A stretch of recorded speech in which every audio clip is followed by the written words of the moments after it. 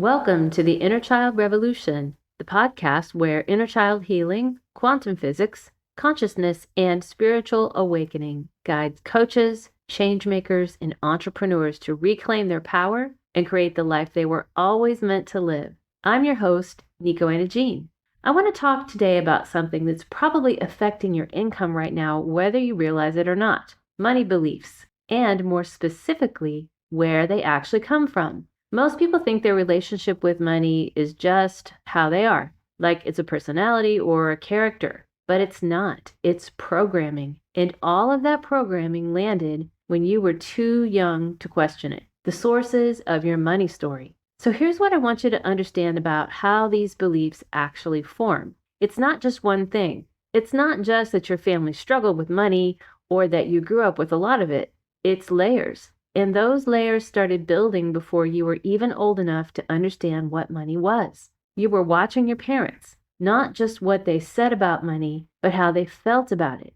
Whether there was tension when the bills came, whether your mom's whole energy shifted at the end of the month, whether your dad never talked about it at all, which sent its own message. Kids are incredibly perceptive. The inner child picks up on what's underneath the words, the anxiety, the shame, the relief, the silence. And then there's what you actually heard people say out loud. We can't afford that.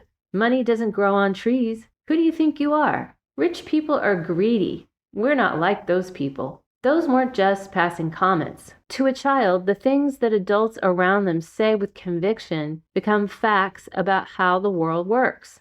And those facts go deep into the subconscious, where they sit quietly and run your financial life decades later. And it isn't just your family either. It was your teachers, your church, your culture, and honestly, the TV shows and movies you were watching as a kid. Think about how wealth was portrayed in the media you consumed growing up.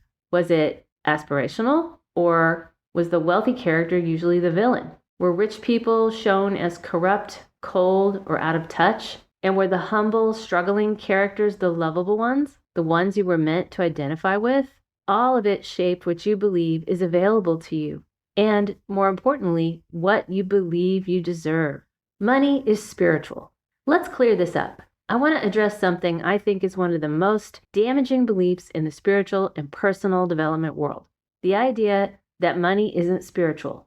And I really want to be direct about this because that belief is wrong. Money is energy, and energy is consciousness. And consciousness is the very fabric of reality itself. So how exactly does money get excluded from that? It doesn't. If you believe in God, source, or the universe, or whatever language works for you, then you already believe in infinite supply. You already believe that life is abundant by nature. Money is simply the physical representation of that energy moving through the world. It's God's idea of supply made tangible. And yet somewhere along the way, through religion, through culture, through the stories we inherited, we decided that wanting money was shallow, that needing it was embarrassing, and that truly spiritual people should somehow rise above it. But think about what you're actually saying when you believe that. You're saying that the energy of the entire universe is available to you except in this one form. That doesn't make sense. And I want you to normalize something today. Wanting money is natural. Desiring abundance is not greed. It is the nature of life itself expressing through you. Every living thing moves towards growth, expansion, and more. This is not a character flaw. That is consciousness doing what consciousness does. The problem was never money. The problem is the shame we attach to it. And a lot of that shame landed in childhood, from the adults around us who had their own complicated, unhealed relationship with money and passed it on without even knowing it. So if part of your inner child still believes that wanting more makes them a bad person, that is not spiritual wisdom. That is a wound. And it deserves to be healed just like any other wound. Because when you truly understand that money is energy, that it flows, that it responds to consciousness, and that it is natural and available as air, your entire relationship with it starts to change. Not just intellectually, but at the level of the nervous system and at the level of the inner child who was taught otherwise. That is the paradigm shift this work is really about. how it shows up in your business. Now, here's when it gets really relevant, especially if you're a coach, a healer, an entrepreneur, or anyone building something from their gifts and their purpose. That inner child is still in the room when you sit down to set your prices. They're there when someone asks you what you charge and you immediately feel like you need to justify or soften it or apologize for it. And they're there when you land a big client and then somehow self-sabotage the relationship.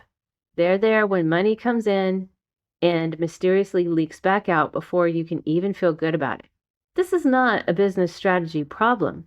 That is a childhood pattern playing out in an adult context.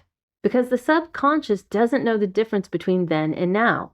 It just knows what it learned. And what it learned was that money means tension, or money means losing yourself, or money means you'll be seen differently, or money isn't for people like you. And so in your business, no matter how much you grow it on the outside, you'll keep hitting that invisible ceiling until the inner work catches up. When money was used against you. Now I want to speak to something more specific, because if you grew up in a narcissistic family system, your relationship with money has an extra layer that most people don't talk about. In narcissistic families, money is rarely just money. But hang on one second. I just want to qualify one thing. When I use the phrase narcissistic families, I am not saying that everyone in your family was a narcissist. A narcissistic family is just a phrase that indicates that there was most likely one member of the family that was narcissistic, and the other members of the family move around that member of the family to create a system that supports the dynamic of narcissism. I just want to be clear about that because sometimes people get confused about that term. But let's get back to money. It's control. It's a weapon. It's a reward that gets withheld when you don't comply and dangled in front of you when they want something from you. It becomes tied to your behavior, your loyalty, and your willingness to stay small and stay in line. And what the child learns from that is devastating. They learn that their source is that person, not themselves, not life, not God or the universe, but that parent. And if that parent controlled the money and therefore controlled survival, the child's nervous system links abundance with compromise, or with losing yourself, or with paying a price that has nothing to do with dollars. And I can't tell you how many adults I know who are still living inside that dynamic, still enduring relationships with narcissistic parents, relationships that are painful, that cost them their peace, their confidence, their sense of self, because somewhere underneath it all, they still believe they need that person's money and they can't make it on their own. And it's not just parents. I see it in romantic relationships too. People staying in relationships that are clearly damaging them because the financial dependency feels like survival, because the inner child never got the message that they were capable of being their own source. And there's another layer to this that I want to name because I don't hear it talked about enough. A narcissistic parent can feel entitled to everything you have, your time, your energy, your accomplishments, and yes, your money. And on some level, you may know this. You may have even experienced it. The moment you had something, they expected access to it. Maybe they asked for it outright. Maybe they guilted you into giving it, or maybe they just assumed it was theirs too. And what happens over time is that some part of you, without even consciously realizing it, stops allowing more in. Because if more comes in, they'll want it.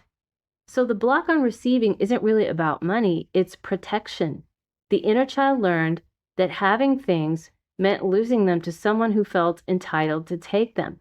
And so staying just under the threshold felt safer than the vulnerability of having something worth taking. This is why you can do all the abundance work in the world and still find yourself hitting the same invisible ceiling. Because the subconscious isn't blocking you from success. It's trying to protect you from that person. And that child deserves to have that recognized before anything else. That is not a financial problem. That is a trauma response that's been running for decades. And reparenting that child means the adult steps in first and acknowledges the truth of what that child lived through. They were dependent on that person. That was real. And it made sense that they learned to link money with survival, with compliance, and with losing themselves just to stay safe. The inner adult witnesses that fully without rushing past it. And then, once that child feels seen, the adult can begin to do their work around sovereignty, around recognizing that they are no longer that child, that their source is not a person, that what felt like survival then is a pattern now and one they have the power to change. That realization belongs to the adult, not the child. The child just needs to finally feel protected. Is it actually safe to have more? So, how does this actually show up in your business? You set an income goal, you do the mindset work, you take the action, and somehow you just don't get there. Or you get close and then something falls apart. Or money comes in and immediately something comes up that takes it right back out.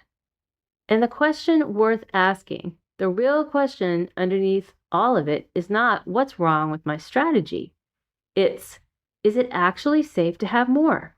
Because if the child inside you learned that having more meant it would be taken from you by a parent who felt entitled to what was yours, then your subconscious is not going to let you accumulate beyond what feels safe. We'll find a way to level it back out every single time, not to sabotage you, but to protect you. And there's another piece to this. Some of you were shamed for having more than others.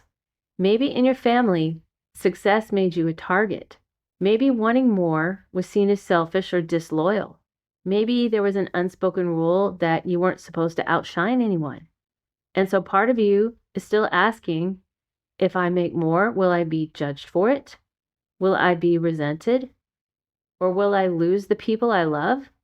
So the income goal doesn't manifest, not because you're doing it wrong, but because somewhere inside you, a part of you is still answering no to the question of whether it's safe. That's where the work is. What the inner child needs around money.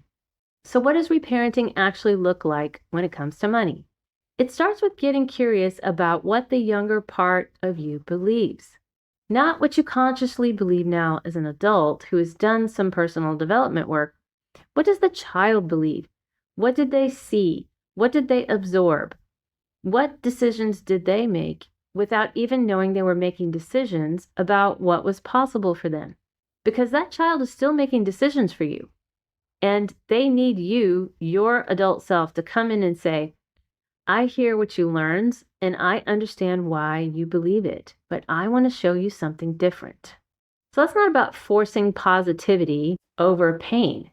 It's about witnessing what the child experienced and really seeing it, and then offering them a new experience or a revised story, one where abundance is safe, one where receiving doesn't make you a bad person, one where their worth was never actually in question. And this is where the quantum piece comes in. When you go back into those early memories and rewrite them at the level of the subconscious, and when the inner child gets a new reference point, the pattern that you have been running your finances in starts to shift. Not because you changed your strategy, but because you changed the story the child is still living inside of. That's how deep this work goes. And this is exactly the kind of work we do inside the Inner Child Revolution.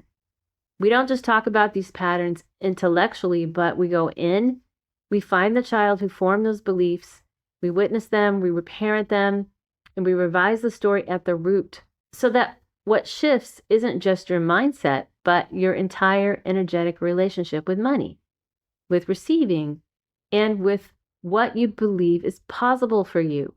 And I want to say something before I share this resource today. When I talk about toxic cycles and childhood patterns around money, I'm not just talking about people who grew up in financial hardship. These patterns show up in all kinds of families. Families where there was enough money but tremendous anxiety around it, or homes where money was never discussed at all.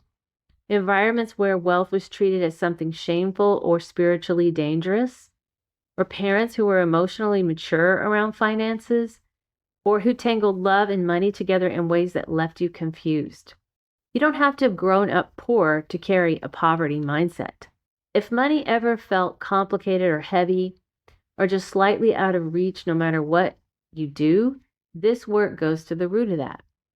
And in my free masterclass, The 4-Step Method to Break Toxic Cycles and Become the Coach You're Meant to Be, I walk you through exactly how these patterns form and how inner child reparenting helps you shift them so you can lead and receive from a genuinely grounded place. The link is in the show notes.